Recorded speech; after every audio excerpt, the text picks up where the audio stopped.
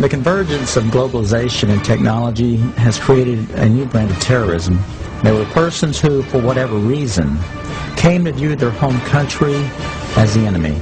The kind of right-wing, religious-based domestic terrorism. Disturbing news tonight about homegrown terror. Part of this is big change in the White House, a new cultural experience, and some of the crazies are coming out of their closet. Right now, it looks like there is no connection between the men arrested and any known terrorist cell. Homegrown. Yeah, homegrown, I should say. Folks, we've got a very serious situation here. I'm holding what is called the right-wing extremism, current economic and political climate, fueling resurgence and radicalization and recruitment. And in it, we talked about the fact that they define pro-lifers as domestic terrorists. They put this in a Department of Homeland Security document, this official assessment, now saying pro-lifers, people that believe in end-time prophecies, people that are opposed to the administration's position on immigration, those of us that are standing up for the sanctity of life and for the sanctity of marriage, all of those are now potential, and this is what they're saying, domestic terrorists. It's a terrorist next door that could be our bigger threat. They call people who believe in the sanctity of life, who believe in owning firearms, who believe in serving their country in the military and coming back, who are very concerned about the policies that this nation is embarking on, spending too much money, taxing too much. It's all listed right here.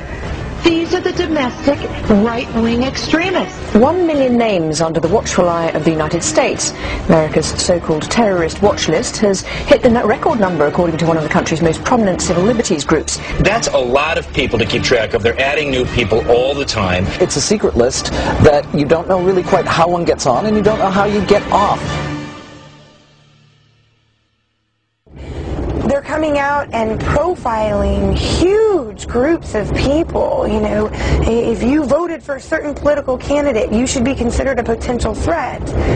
And you couple that with things like the Patriot Act, where if you are a threat in their eyes, you can be held without access to judge, jury, and without access to a lawyer or even to your family. That's very concerning, because we've watched our country go through and do this to brown people, you know, overseas. They're rounding up enemy combatants, and they're putting them in camps, and they are torturing them. That is a fact. We know that. In Missouri, a new document meant to help Missouri law enforcement agencies identify militia members or domestic terrorists has drawn criticism.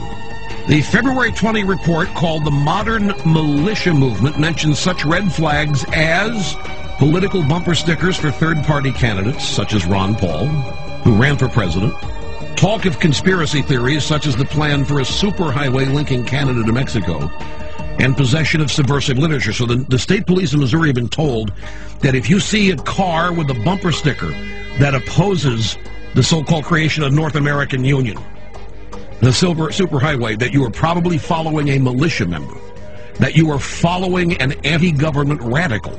If you see a car with a bumper sticker that says Ron Paul for president, you might be dealing with a violent radical. Exercise extreme caution.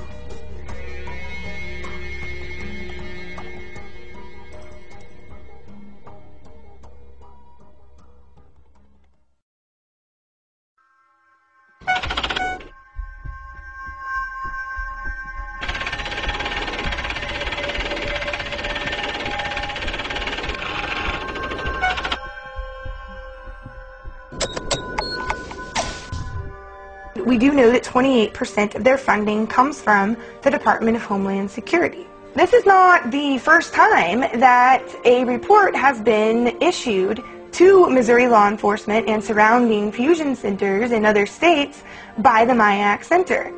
Previously, there have been several reports, such as the MIAC report in the state of Missouri, but this is the first time that a report such as this actually named individuals. Once you label someone in a derogatory manner, an extremist, a potential militia member, terrorist, whatever term is used, for some people the moniker will remain. Before you can persecute people, before you can incarcerate large numbers of people, you have to marginalize them. You have to create the image that these people are dangerous to society, or they're extremists or radicals. Call them what you will. but marginalize them from the mainstream of society, so that at that point the rest of society will accept the persecution that might result upon this group. It's been an age-old strategy that's worked in every totalitarian regime in the history of the world, and that's why we're concerned here in the United States when we see this kind of marginalization going on about people who voted for Ron Paul or people who voted for Chuck Baldwin. Why are they being marginalized? Why are they being singled out as a potential danger to society? And I think it's shades of the strategies and tactics of totalitarian regimes in history past, and that should never happen in this country. The people in Washington, D.C. haven't represented what was on the American people's minds for a long, long time. They are the most disassociated, discombobulated, disconnected people on this planet. And they necessarily had to do that for all the violations of the Constitution that they've done. Just how far are you willing to go before you stand up and say no more to the federal government?